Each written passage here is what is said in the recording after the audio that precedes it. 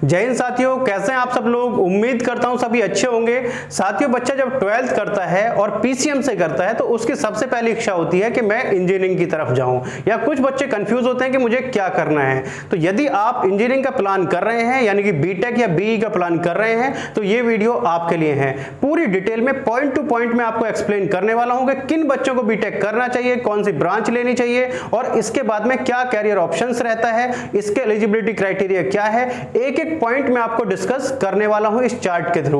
तो वीडियो को अंत तक देखते रहिएगा, वीडियो आपके लिए बहुत महत्वपूर्ण होने वाली है। और यदि आपको लगे कि वीडियो इंफॉर्मेटिव रही या आपको इंफॉर्मेशन हेल्पफुल रही तो वीडियो को लाइक कर दीजिएगा और चैनल को सब्सक्राइब कर लीजिएगा। तो चलिए साथियों, शुरू करते हैं आज की वीडियो। सबसे पहले बात करते हैं बीटेक की फुल फॉर्म की, जो कि जनरल सी बात है, सभी को लगभग पता होता है कि बैचलर ऑफ टेक्नोलॉजी, यानी कि टेक्नोलॉजी में बैचलर डिग्री प्राप्त करना। अब इससे आगे बात करते हैं, जो आपकी ड्यूरेशन की भी बात करें तो ड्यूरेशन सभी को पता है, जो इसकी ड्यूरेशन होती है वो आपकी 4 ईयर होती है। यानी कि यदि आपने 12th किया है, 12th के बाद करते हैं तो ड्यूरेशन कितनी होती है भैया इसकी 4 ईयर, यानी कि 4 साल की इसकी ड्यूरेशन होती है। यदि आपने पॉलिटेक्निक किया है तो आपको लेटर एंट्री मिल जाती है, तो उस केस में आपकी जो बीटेक होती है वो 3 ईयर की होती है। अब आगे बात करते हैं कि इसकी ब्रांचेस, ये बहुत महत्वपूर्ण होता है और इसमें सबसे ज्यादा बच्चे कंफ्यूज होते हैं। इंजीनियरिंग तो ठीक है कि आपको इंजीनियरिंग करनी है, अब वो किस ब्रांच में करनी है, किस में जॉब ज्यादा है, किस में आपका फील्ड जो है आपको अच्छा रहेगा, किस में आपकी जो कौन सी ब्रांच है आपको सूट करेगी, उसकी बात करते हैं। तो सबसे पहले इसमें जो ब्रांच आती है, सबसे पहला जो नाम आता है वो आता है CSE, यानी कि कंप्यूटर साइंस इंजीनियरिंग, यानी कि कंप्यूटर साइंस। सबसे पहले और सबसे टॉप मोस्ट जो ब्रांच है वो है आपका कंप्यूटर साइंस, क्योंकि कंप्यूटर साइंस एक ऐसी ब्रांच है जिसका स्कोप कभी भी खत्म होने वाला नहीं है। क्योंकि हर एक चीजें, जो भी चीज है, किसी भी चीज को आप ले लो, कोई भी एग्जांपल ले लो, सब सारी चीजें किससे जुड़ी हुई हैं, कंप्यूटर साइंस से जुड़ी हुई हैं। कंप्यूटर साइंस के बिना तो आज की डेट में जिंदगी अधूरी है, तो इसलिए इसका जो स्कोप है कभी भी खत्म होने वाला नहीं है। बस डिपेंड करता है कि जो इसकी टेक्नोलॉजी है दिन पे दिन बढ़ती जा रही है, हम जो इसमें जॉब है वो किस डिपार्टमेंट में करना चाह रहे हैं। इसमें भी बहुत सारे अलग अलग डिपार्टमेंट हैं, उनको भी हम डिस्कस करेंगे। तो आज हम रफली बात करते हैं कि यदि आपको बीटेक करना है, आप गर्ल हैं, स्पेशली गर्ल्स के लिए जो सबसे अच्छी ब्रांच मानी जाती है वो मानी जाती है CS, कंप्यूटर साइंस, यानी कि व्हाइट कॉलर की इसमें हमें जॉब मिलती है, यानी कि ऑफिस में हमें बैठना होता है। अब फिर चाहे वो किसी भी टाइप का आपका इसमें आपको मिले, वेब डिजाइनिंग में हो या आपका फिर वेब डेवलपमेंट में हो, सॉफ्टवेयर डेवलपमेंट में हो, किसी भी फील्ड में हो, तो इसमें व्हाइट कॉलर की आपकी जॉब होती है। अब बात करते हैं इसमें कोर्स ड्यूरेशन, जो मैं आपको ऑलरेडी बता चुका हूं, कितने साल, या 3 ईयर या आपका 4 ईयर। 3 ईयर आपको किसके लिए होती है भैया, जो डिप्लोमा करते हैं, डिप्लोमा के बाद में उनको लेटरल एंट्री मिल जाती है। और नेक्स्ट है आपका 4 ईयर।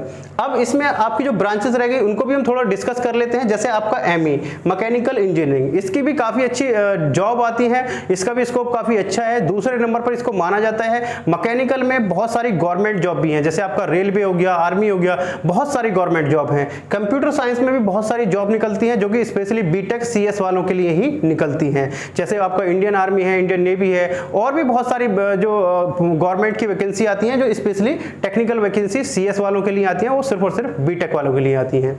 अब इससे आगे बात करें CE, यानी कि सिविल इंजीनियरिंग, यानी कि यदि आपका कंस्ट्रक्शन में इंटरेस्ट है, यानी कि आपका बिल्डिंग वगैरह जो होती है उसमें भी आपकी बहुत सारी गवर्नमेंट जॉब आती है। जैसे आपका हम रेलवे की बात करें, चाहे आपका जो अथॉरिटी होती है, DDA हो गया, GDA हो गया, अलग अलग जो वैकेंसीज आती हैं उनकी आ गई, NHI की आ गई, रेलवे की आ गई, दिल्ली मेट्रो की आ गई। तो इसमें भी बहुत सारी वैकेंसीज आती हैं, यानी कि गवर्नमेंट के बहुत सारे प्रोजेक्ट होते हैं, प्राइवेट के बहुत सारे होते हैं, जैसे भूटानी ग्रुप अलग अलग जो है वो भी हायर करते हैं। यानी कि दिन प्रतिदिन आपको पता है कंस्ट्रक्शन बढ़ता जा रहा है। अब उसमें जो इंजीनियर होते हैं वो कौन होते हैं भैया, सिविल इंजीनियर, जो काम कराते हैं। तो इस पर भी हम पूरी एक वीडियो बनाएंगे सिविल इंजीनियर के ऊपर। इसके आगे हो गया EEE, यानी कि इलेक्ट्रिकल एंड इलेक्ट्रॉनिक्स, यानी कि इलेक्ट्रिकल एंड इलेक्ट्रॉनिक्स, ये भी काफी अच्छी ब्रांच मानी जाती है। इसमें भी गवर्नमेंट की काफी सारी वैकेंसीज आती हैं, जैसे आपका रेलवे में हो गया, विद्युत विभाग में हो गया, बहुत सारी वैकेंसीज इसमें भी गवर्नमेंट में आती हैं। इसके आगे IT है, इंफॉर्मेशन टेक्नोलॉजी है, और भी बहुत सारी ब्रांचेज होती हैं जिनको हम एक्सप्लेन करेंगे। एरोनॉटिकल हो गया, तो बहुत सारी ब्रांचेज आती हैं, उनको हम डिस्कस करेंगे। अलग अलग सेपरेट वीडियो आपको मिलने वाली है। अब आगे बात करते हैं इसके एलिजिबिलिटी क्राइटेरिया के बारे में। तो इसका जो एलिजिबिलिटी क्राइटेरिया है, आपके 12th में 50% होना अनिवार्य है, यानी कि 50% आपके हों, और जो आपके पीसीएम में, इसके बाद में ओवरऑल भी आपके 50% होने चाहिए। इसके बाद में आपका जो 45% यानी कि जो SC ST आपको कैटेगरी की छूट मिलती है, वो कितनी मिल जाती है भाई, आपको 5% की छूट मिल जाती है, 45%। कुछ स्टेट में या कुछ जगह हम कहें तो ये क्या है भाई, आपका यहाँ पर 50 की जगह 45 है। कितना है, 45, और यहाँ पर कितना है भाई, 40% है। क्लियर है आपको। अब नेक्स्ट बात करते हैं कि इसमें एडमिशन का प्रोसेस या कैसे हम इसको करें, बीटेक कहां से हमें करना चाहिए। तो इसके लिए एंट्रेंस एग्जाम कौन कौन से होते हैं। तो एंट्रेंस एग्जाम की यदि हम बात करें तो सबसे पहला आता है जेईई मेन, यानी कि जो पूरे इंडिया के लिए कराया जाता है। किसके लिए भैया, पूरे इंडिया के लिए कराया जाता है जेईई मेंस का एग्जाम। इसी तरीके से उत्तर प्रदेश में होता है आपका यूपी 2 का एग्जाम होता था, लेकिन इस बार से यूपी 2 का एग्जाम कैंसिल कर दिया गया और उसका नाम जो है अलग एक कॉमन एंट्रेंस एग्जाम करा दिया गया, जिसका नाम हो गया है यूपी कैट, यानी कि Uttar Pradesh common entrance test.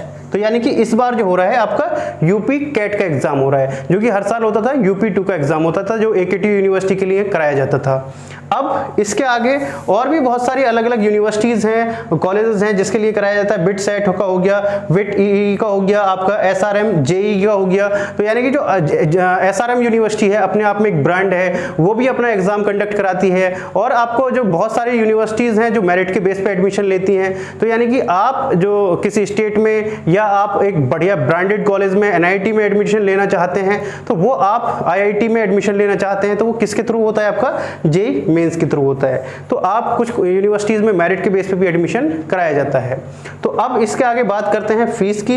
तो भैया फीस जो डिपेंड करता है इसमें, वो डिपेंड करता है आपका कॉलेज के ऊपर, यानी कि आप किस कॉलेज या यूनिवर्सिटी से अपना बीटेक कर रहे हैं। यानी कि फीस डिपेंड करती है पूरी टोटली कॉलेज या यूनिवर्सिटी के ऊपर कि आप किस यूनिवर्सिटी कॉलेज से कर रहे हैं। मिनिमम फीस आप मान के चलिए, यदि आप किसी भी अच्छे कॉलेज या यूनिवर्सिटी से कर रहे हैं तो मिनिमम फीस आपकी 1 लाख से 1.5 लाख रुपए मिनिमम, और मैक्सिमम फीस आपकी 2.5 से 3 लाख रुपए मिनिमम इसकी फीस होती है पर ईयर की।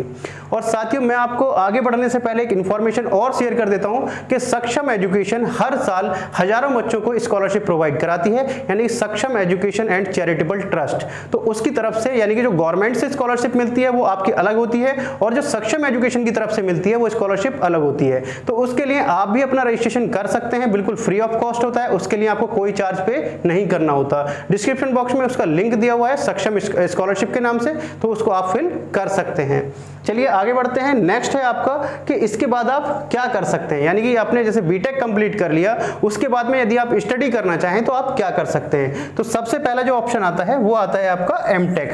क्या कर सकते हैं, अपनी मास्टर डिग्री ले सकते हैं इंजीनियरिंग में, यानी कि बीटेक के बाद आप क्या कर सकते हैं, एमटेक कर सकते हैं। एमटेक के बाद बहुत सारे ऑप्शन आप खुल जाते हैं आपके, आप पीएचडी कर सकते हैं, आप एज अ टीचर बन जाते हैं कि बीएड को बीटेक को पढ़ा सकते हैं, बहुत सारे ऑप्शन आपके खुल जाते हैं एमटेक के बाद।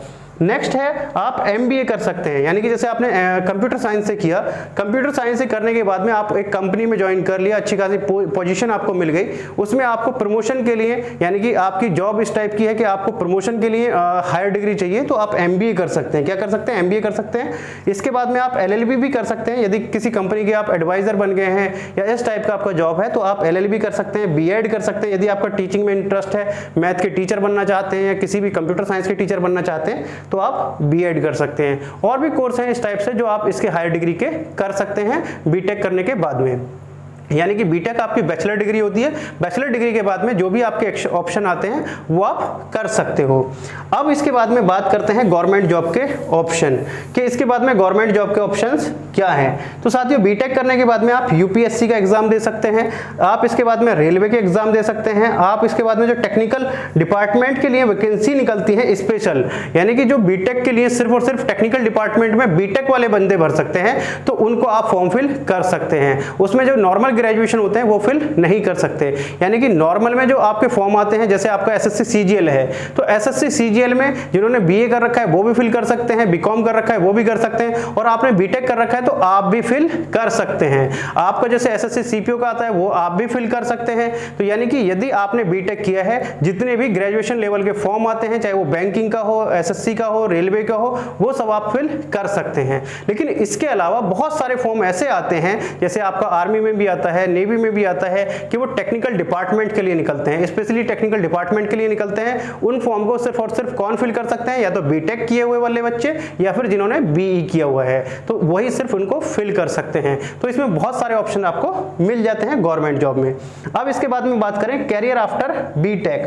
भैया कैरियर आफ्टर बीटेक यानी कि यदि प्राइवेट सेक्टर की हम बात करें तो प्राइवेट सेक्टर में वो डिपेंड करता है कि आपने कौन सी ब्रांच ली है और आपने जो है किस कॉलेज से बीटेक किया है, उस कॉलेज की पोजीशन क्या है, वहां पर कैंपस प्लेसमेंट होता है या नहीं होता है, वो टोटली डिपेंड करता है उसके ऊपर। यदि आपने किसी अच्छे कॉलेज या यूनिवर्सिटी से अपना बीटेक कंप्लीट किया है तो आपको अच्छी खासी जॉब मिल जाती है, और आपकी ब्रांच के ऊपर भी डिपेंड करता है कि उसका स्कोप क्या है। जैसे आप हम सीएस की बात करें, मैकेनिकल की बात करें, तो इनकी अच्छी खासी जो है मार्केट में डिमांड रहती है और इनकी जो सैलरी है वो भी अच्छी खासी सैलरी इसकी इनकी रहती है। यानी कि मिनिमम यदि सैलरी पैकेज की हम बात करें तो मिनिमम सैलरी पैकेज यदि किसी आपने अच्छे कॉलेज या यूनिवर्सिटी से किया है तो मिनिमम जो सैलरी पैकेज है आपका 12 लाख पर एनम का भी होता है, आपका 15 लाख पर एनम का भी होता है। यानी कि अच्छा खासा सैलरी पैकेज आपको मिल जाता है यदि किसी आपने अच्छे कॉलेज या यूनिवर्सिटी से किया है, ब्रांडेड कॉलेज से, क्योंकि कैंपस प्लेसमेंट होना बहुत जरूरी है। यदि आपका कैंपस प्लेसमेंट नहीं होता है तो फिर कहीं ना कहीं थोड़ी सी प्रॉब्लम होती है जॉब को लेने में। यानी कि यदि आपका गैप हो जाता है महीने का, 1 साल का, 2 साल का, तो बहुत टिपिकल हो जाता है फिर आपको जॉब लेना। तो इसीलिए अच्छे कॉलेज या यूनिवर्सिटी की हमें जरूरत होती है, क्योंकि हमने वहां से अच्छी चीजें हमने पढ़ी है और कैंपस प्लेसमेंट होना बहुत जरूरी है। तो साथियों ऑलमोस्ट मैंने सब सारी चीजें आपकी क्लियर कर दी है। यदि अभी भी आपको कोई डाउट या क्वेश्चन रह गया है तो आप मेरे से कमेंट बॉक्स में पूछ सकते हैं। और साथियों यदि आपको लगा है कि ये इंफॉर्मेशन आपके लिए हेल्पफुल है तो वीडियो को लाइक कर दीजिएगा और शेयर कर दीजिएगा, और चैनल को अभी तक सब्सक्राइब नहीं किया है तो चैनल को सब्सक्राइब कर लीजिएगा। तो चलिए साथियों मिलते हैं आपसे नेक्स्ट वीडियो में कुछ इसी तरीके की अपडेट के साथ। तब तक के लिए जय हिंद, जय भारत।